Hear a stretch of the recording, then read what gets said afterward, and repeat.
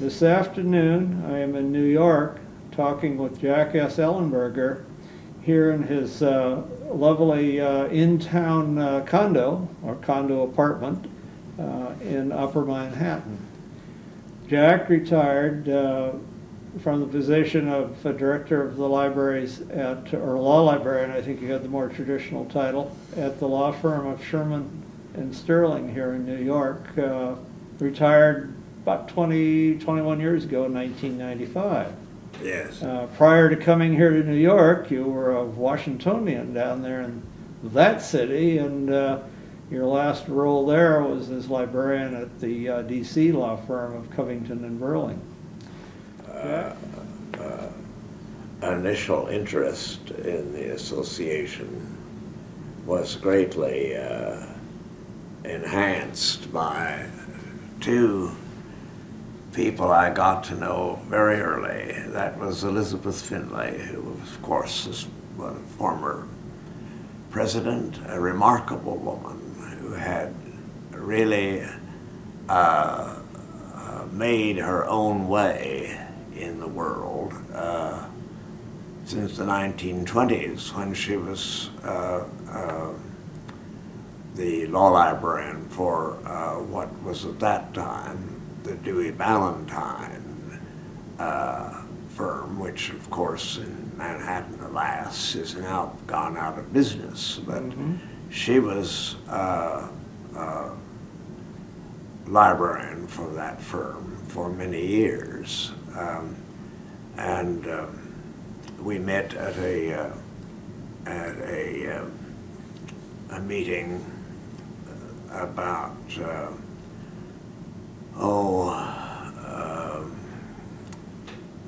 late 50s, and at a meeting in New York. We were, after that meeting, we were very close friends, and she had been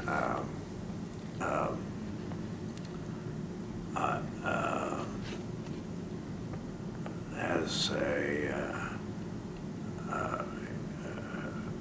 you might expect, fairly important in what was then the AALL, but it was to a large extent run from Washington by Helen Newman, who was the real living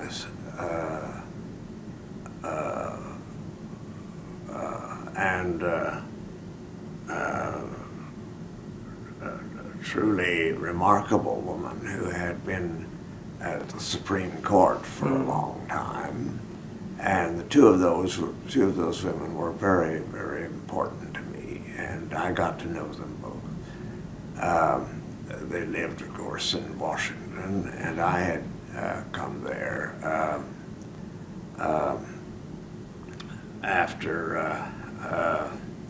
I had finished my undergraduate work at Georgetown, and stayed there. So at that point, the opportunity came for me to go to work at Covington, and that was my entree into the association in that respect. That's how we met, and we continued to meet for years, and meeting at the AALL, and the two of those women, both of them were the leading lights in my life there. So would you describe them as mentors, essentially? I think you would call them, yes, mentors. Now, Elizabeth was your predecessor at the firm, or your first That's boss? right, she was. She had been there. She had been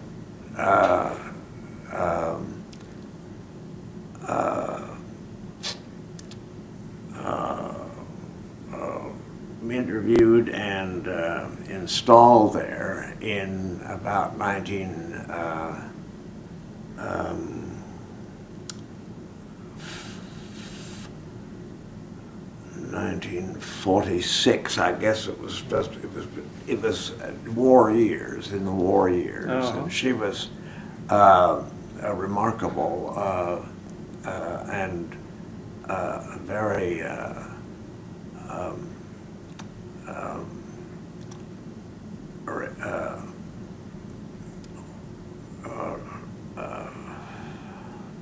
well-spoken personality. Howard Westwood, who was a major partner at Covington, had seen her at a meeting and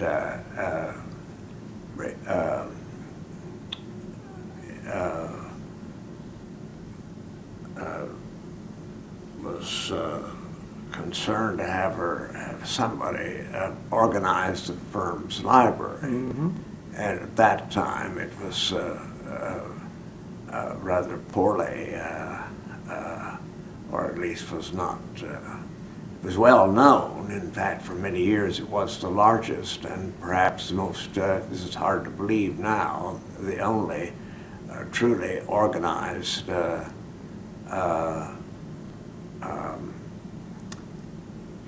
firm that had an organized library system, and that was rather feeble. So the two of them met, and I believe she went there in 1946 from leaving her post at the She would have been a the very Dewey firm in early librarian in a law firm setting at all, wouldn't she, at that point, Jack? She had been, she had started was training. It was called the New York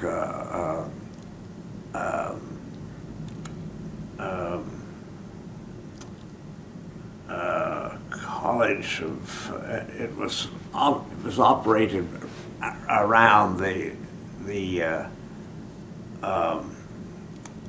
New York Public Library, and it was the library school, and it was operated downtown in 42nd Street area, and she went to that school, and it was not quite an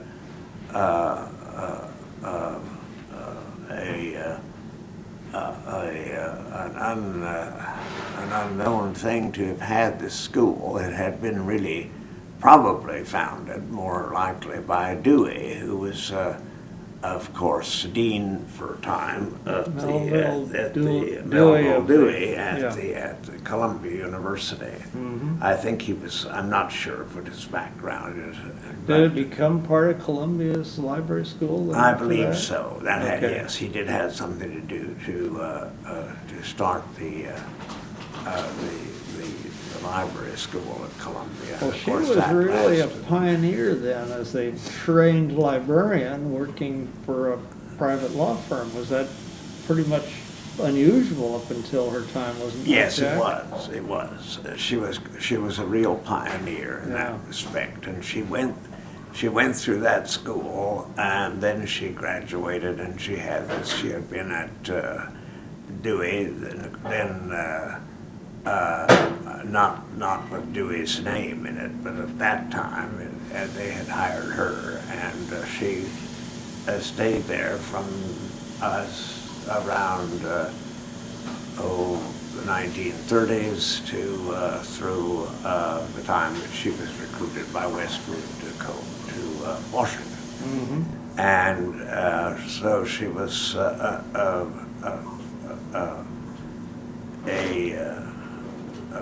brand new person, and there was virtually no one like her in Washington when she arrived, and she and Westwood had an immediate interest in each other, and she could see what could be done with this kind of help. Westwood, of course, had major clients, and he was a very important person in the development of airport, air transportation, involved in and growing after represented the American World War II. Airlines for many years through the firm. Mm-hmm. And with that background, he was able to show that the firm had a much deeper interest than just his presence. Uh-huh. So she stayed there from around the 1940s until she retired in 1940s.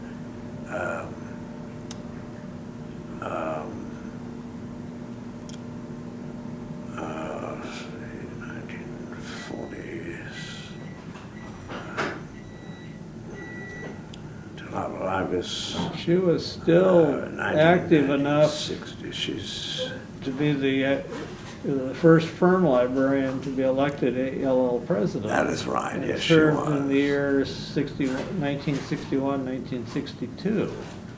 Yes. So she then retired after that, presumably. I went there in 1963, I think. Uh-huh. And there was no changes really, but until that time. Her friend, of course, was Helen Newman, and they met. She was at the that United States Supreme She Court was- at that time? Yes, she was a long time, and she was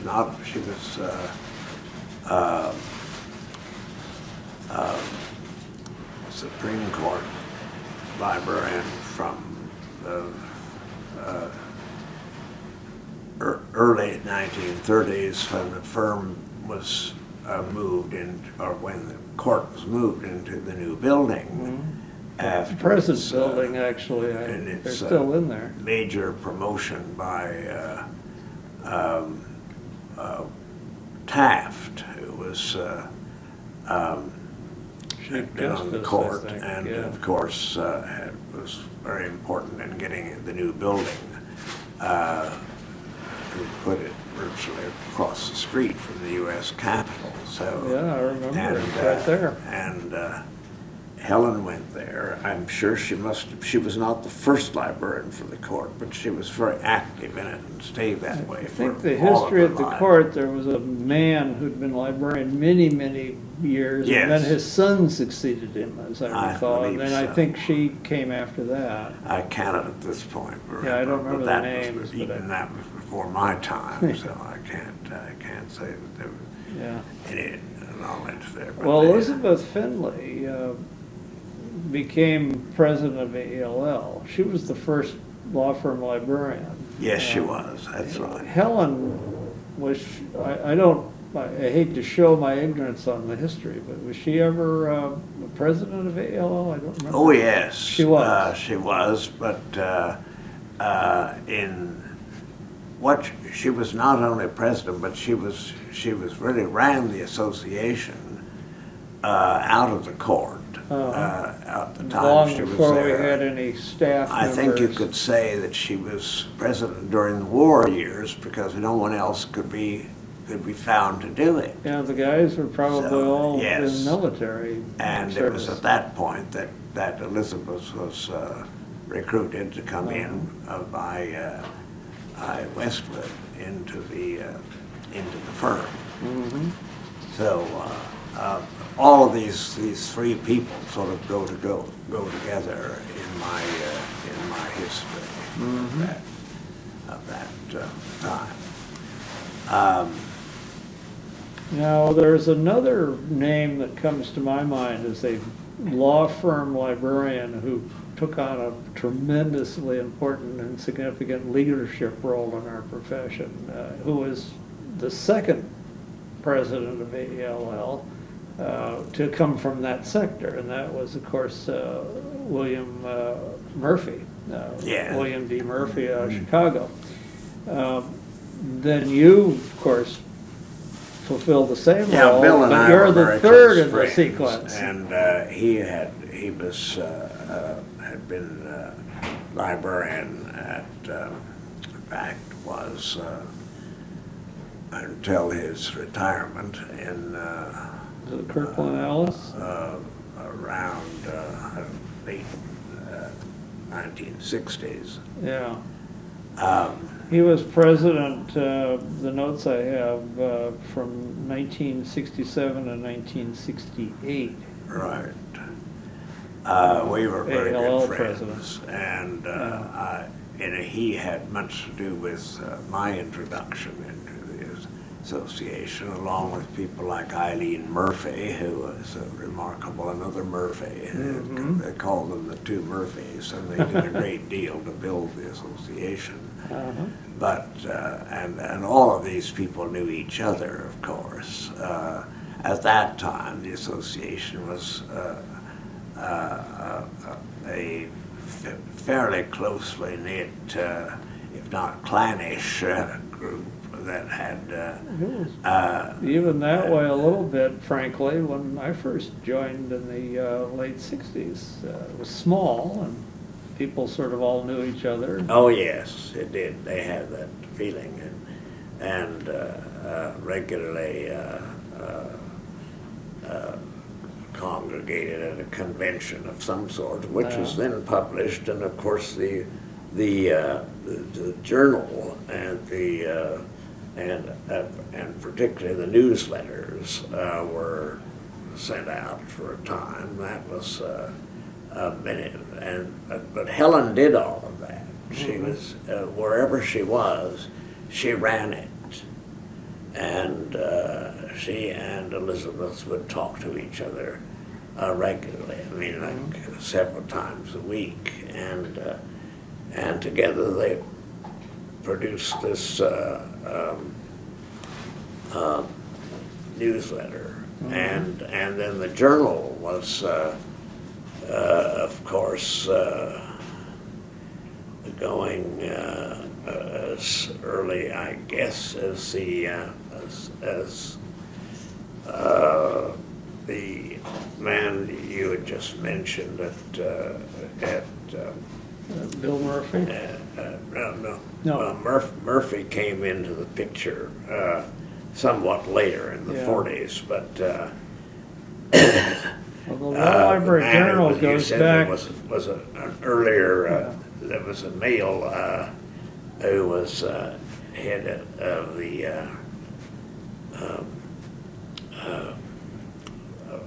Supreme Court Library. Oh, And- the one I mentioned but didn't Yes, name. right. Yeah, And yeah, 'cause I can't remember. he had organized the journal. Okay, That's when he that's was, way back, because the journal it is is way around back. the ALL almost It from is. the beginning. Is way back, yes. Yes. And I suspect, I'm not sure of this, that he had a great deal to do with bringing Helen to the court, Uh-huh. where she had been previously law librarian for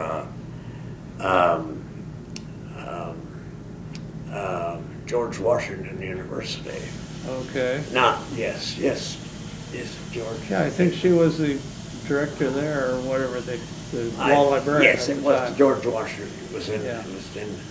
sort of downtown. It wasn't but these were all people that I met subsequently, but they were all well regarded and as much as you could expect from them to be.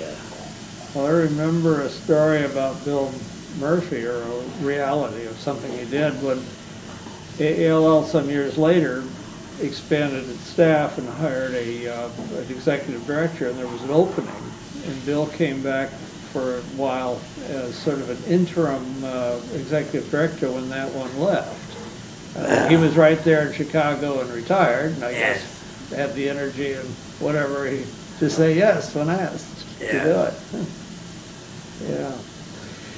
Jack, you too are a luminary. I remember coming to the DC chapter in American University many years ago, about 40, and you were a legend. I mean, all the things that the Law Librarian Society of Washington, D.C., the chapter, was doing, had Jack Ellenberger's fingerprints all over it. Well, I was busy, really, in its way, but only. People thought you walked on water, or almost. Maybe not quite that, but I remember we had the legislative histories that I think your firm had originally built, and you had them produced or microfilmed, and a portion of the royalties went to the organization. Yeah. And that was very useful because there were things we wanted to do, one of which was keep the cost of going to meetings a little lower for the members. Well, we did. It was good that we were able to produce that. Yeah. It's where I felt that we could really make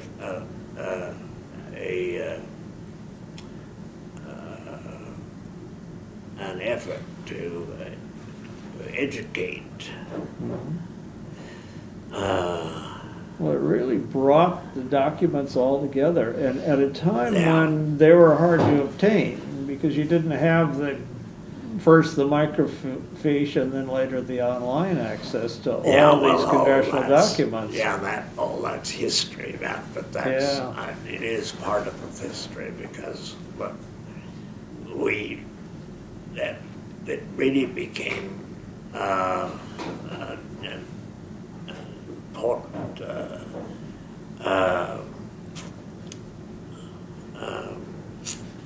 background for it is when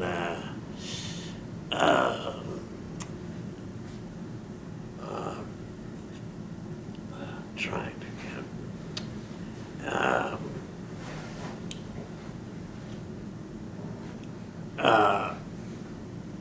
when Elizabeth became president. I know before that, when she was librarian at the firm at Burling, she was immediately struck by the need for a major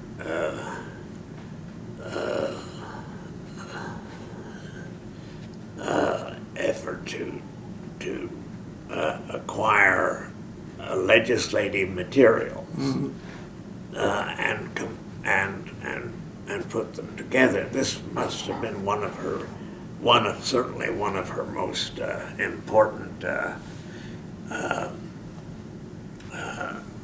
contributions to establishing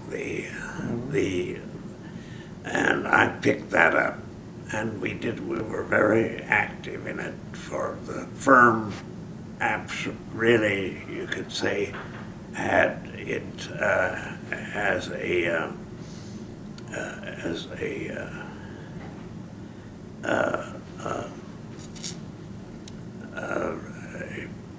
part of its practice, and using it for its many clients. I naturally continued it, and she found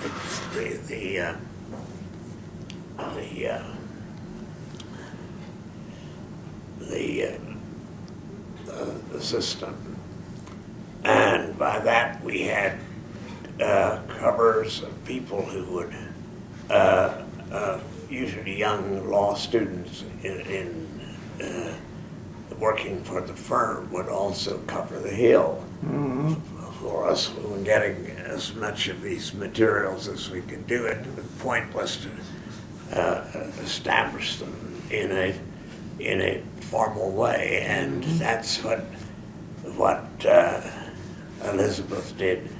Helen was not involved with that, except to see that the opinions of the court were included, I guess, you would say, in messages, any that might be read. I remember reading opinions of that court and others talking about legislation and talking about the legislative history as the justices or judges understood it. And I understand some of that did come from this collection. Yes, well, it is, and now, though that went on for enduring, and I suppose to some extent it still is. I don't know whether I don't follow that now, so I can't tell you whether it's. I should think it is has been maintained by my successors at C&B. I don't know that for sure. I don't know any of those people. I don't know when all the congressional documents started to come out yes, for that's publication, true, yes. and with their indexes. I don't know what changed. That was a thing that appeared in the late 1960s. Yeah, I think the first of the old Congressional Information Service fees started, and indexes started in 1970, actually, the date. There was work, as you say, before that. Maybe The final version of that was put together starting about 1970. Yeah.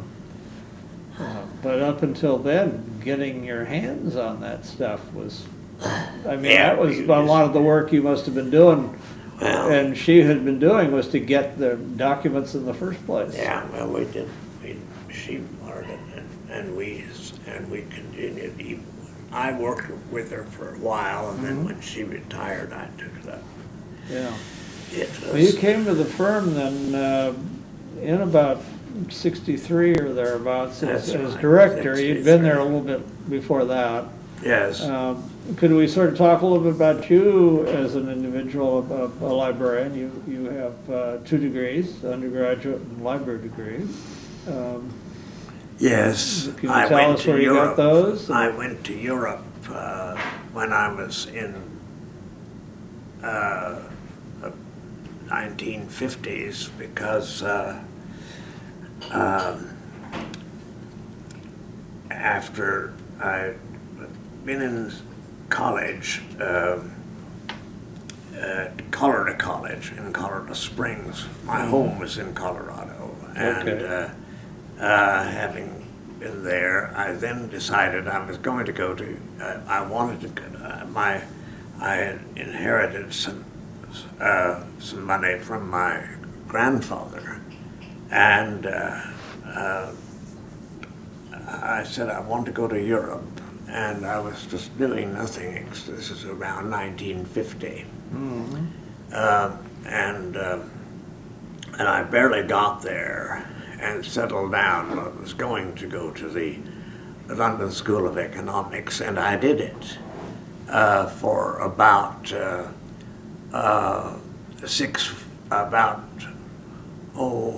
by the time I got to Europe in those days, that was an effort getting there for under several weeks. By the time you'd crossed the Atlantic and I'd settled down, and I went there, and I did get into the school. I stayed there for about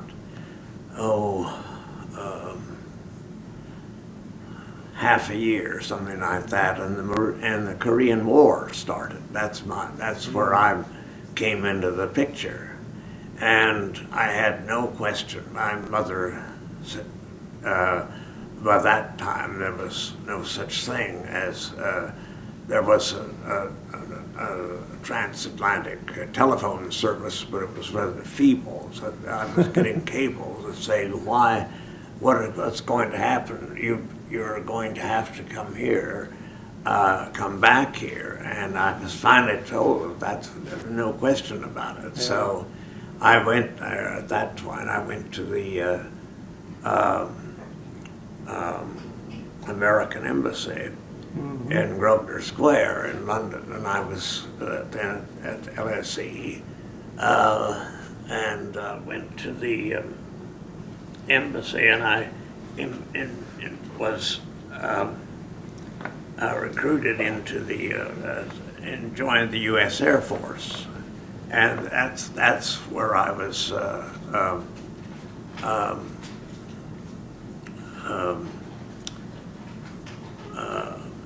I really had my intention was to be somehow.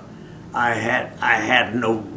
This is an obvious problem that I simply had no real direction at all. But at that point, in your early 20s, I guess, age-wise. Yes, I was quite young, so. Sure. That was one of the reasons I just really wanted to do this, and I'd So you didn't wait to be drafted or anything? Because we still had the military draft in those days. That's right, and it was either that or it was going to be in the drafted, and I'd found that was not going. So I was not. I in fact did go to have some basic training in Britain. And then was ordered to come back here to the States, and I did that. So, and then went through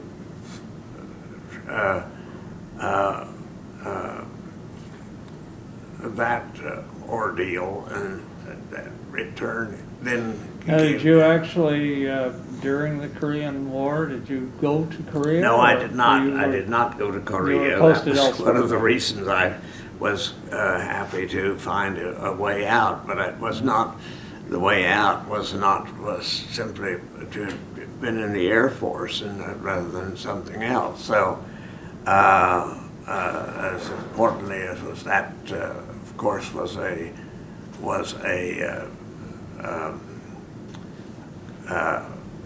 dreadful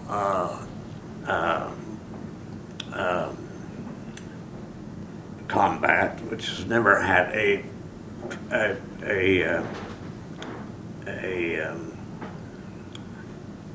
peace agreement, and never has had. So even today, there are problems. No, there's still.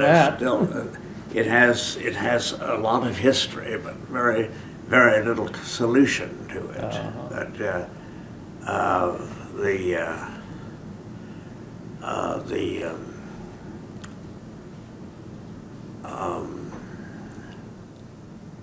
From my point of view, it was essential, and so I went back. Having crossed and then went through important training from the Air Force point of view at a base at Scott Air Force Base near St. Louis, and I trained there. And then after about a year or so, I got orders to return to England, and because I took shorthand. And had trained as a shorthand, and was a very good typist. In those days, there were very few women who were in the Air Force, and so if you were a man, and you had these skills. I did, so that's what I did. I went back there, and I went into various kinds of duty. One of them centered in London. And I would fly with these special groups into North Africa, France, and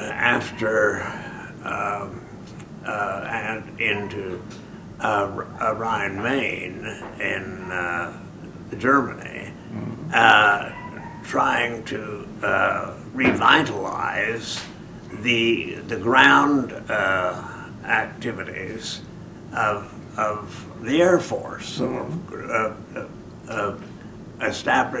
trying to reestablish the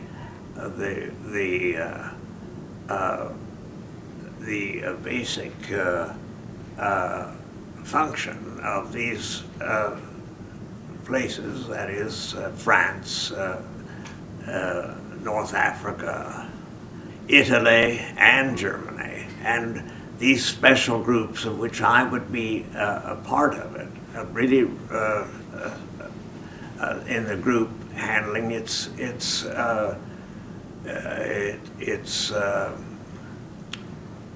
activities. There was someone who was flying with them. I would be in charge of payroll and other office activities, and then we'd come in and out of London. But that's been a long time ago, but I think I can say that I did as much as I could. And then at that point I returned, I finally got out of it. I did finally come back from Europe, that's for sure, but I can't just where I left. It must have been late 50s as I went to that. Oh, but at that point, I then went to the School of Foreign Service at Georgetown University, and I had been acquainted with people there who suggested that I go there, and that I graduated from the School of Foreign Service. So that's when you finally got back college-wise. Yeah, and back picked up a degree, and yeah, the rest is sort of yeah. history. Yeah. Let me ask you a little bit. I don't want to overdo the stay today because you could tire, but we all have different ways we kind of get ourselves recruited or come into the decision to become a law librarian. Could you share a little bit about how you made that decision, and did anyone play a role in that in advising you? Well, as I said,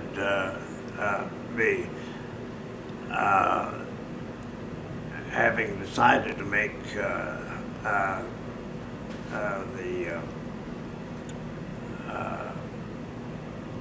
during my Georgetown years, I was living, of course, in Washington, and with my background, stenography and other things, I found various jobs, mostly part-time, to support myself, and I began to look at the library work, and I was that time working as a librarian for the Department of Health, Education, and Welfare, it's called then, and its director was a quite remarkable woman who was, and whose name I cannot now recall, but she had been known, she and her husband, I believe, had been well-known figures in the New Deal area, in the Roosevelt years, and so she urged me to try to go into library work, and I agreed, and so she said, but you really should go to school. So at this point, I left Washington and moved to New York and went and entered a Columbia University School of Library Service, which has been, unfortunately, in my opinion, very unfortunately, was finally closed in 1988. Yeah. And no longer exists, with no credit at all to Columbia University for doing Yeah. anything to save it. Well, it was such a highly regarded program, and it had It been was. founded by Melville Dewey, you Yeah, said, or he was involved in the indeed founding. it was. Yeah. So, um, So you went to Columbia and got your that's master's right. in Yes, I library went, science? yeah, and I graduated from there and went to I guess 80s, somewhere like that. And now, I'm sort of glancing at notes. You went to a law firm, Carter, Ledyard in Melbourne as a Yes. librarian. Was that after you got the degree? Do you remember? yes, it was. No, I think it was And during. was that I think back it- in I think DC, it was- or was I that- think it was during. It was during. I went. Well, I went while I was at school. I went to Carter Ledyard in Melbourne, and was the oldest. One of the oldest firms in the city. It had been Oh, was that here in New York? in then? New York. Okay. Yes, well, and I had come back when obviously to go to Columbia, I had to leave here, so I became early. Mm-hmm. I had passed through here, as I said, when went into the service, but never really paid much attention to it. But then, with my background in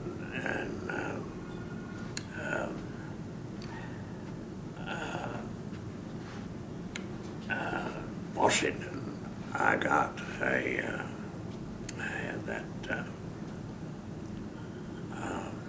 a job to S Ellenberger, and very fine firm. And it Was still that the is Jones going Day firm that you joined at that time?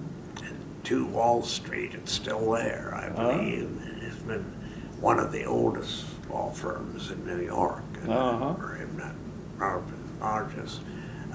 Not the largest, but the oldest, and still very much active.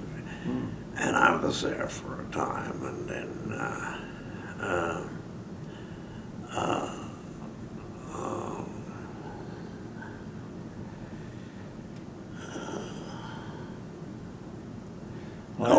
then I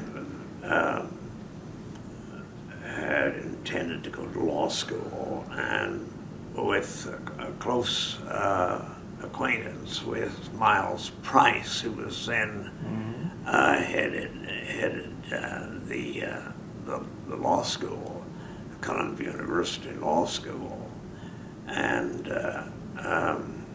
urged me to go to law school. I did that reluctantly, and I did it reluctantly with very little success, in my opinion. But that was my opinion. It was just with I left but I felt I had something to offer in law librarianship, and it was with that I dropped out and took a year off to go elsewhere. I had been at an AALL meeting in Minneapolis, I believe, when I was recruited. In those days, law librarians were not really well known. They were just not. You didn't see them in very many situations. There weren't an except awful there. lot of them, I guess. Yeah, I mean, there weren't. Yeah. Well, very few in private practice, Yes. and so that left me all by myself to some extent. But I got a job after this unhappy year in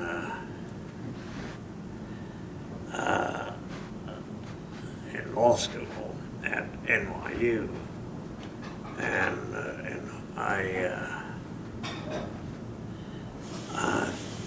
that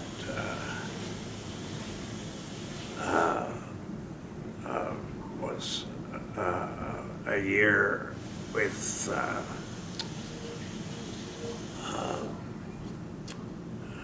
Jones Day, a firm Okay, in that's when you Cleveland, went- Ohio, and I Okay. went there for a little over a year, and it was a marvelous place to work. They were wonderful people. I greatly enjoyed that. But it was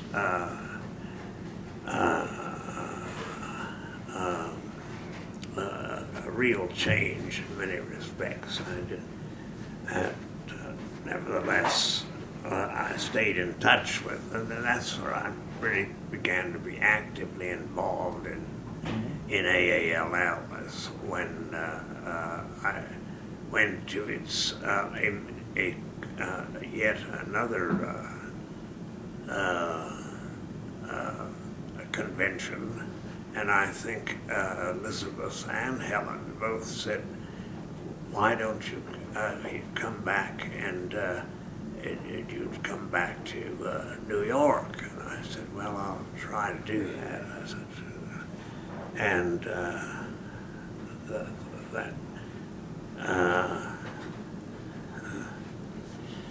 that was when I left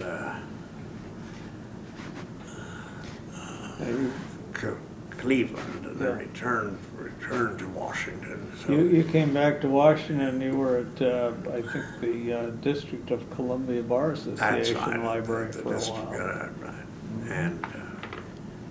And so that was for a while. At that point, later on, then subsequently, I succeeded Finlay at coming in. You've sort of already told us that you went there as assistant, and then she retired, and you stepped in. So, Jack, let me sort of move ahead. You've had a very interesting and productive career, of course, in the private law firm sector primarily. yeah. But you did more than just casual leadership in ALL. You served as its president, third law firm librarian to be elected. Yeah. Some years later, you were an awardee of the American Gould Gallagher Distinguished Service Award because of all what you've done over the years, and of course, automatically then became an inaugural member of ALL's Hall of Fame. Well, I think one of the best places I could imagine to work is to be in the job itself, and I tried to establish the work of legislation, and that has already been. So you kind of continued the legislative history work that the firm was doing at Covington? And Yes, but as president of the local chapter of ALL, Well, Jack, we have been talking today about a lot to do with our profession, people that were part of it. You knew that many of us, even at my vintage, only knew the names, not the individuals. And I want to thank you for talking about that and about yourself. And in thanking you, I'm thanking you on behalf of Michelle Wu, Frank Hodak, and Dick Spinelli, with whom I have the honor of working to put together this oral history of law librarianship for the High and Online Spinelli's Law Library Reference Shelf. Again, thank you, Jack, for letting me come here into your home and for taking your time on a very cold day outside, as you've just mentioned, off camera, and I appreciate it very much. All right. Thank you.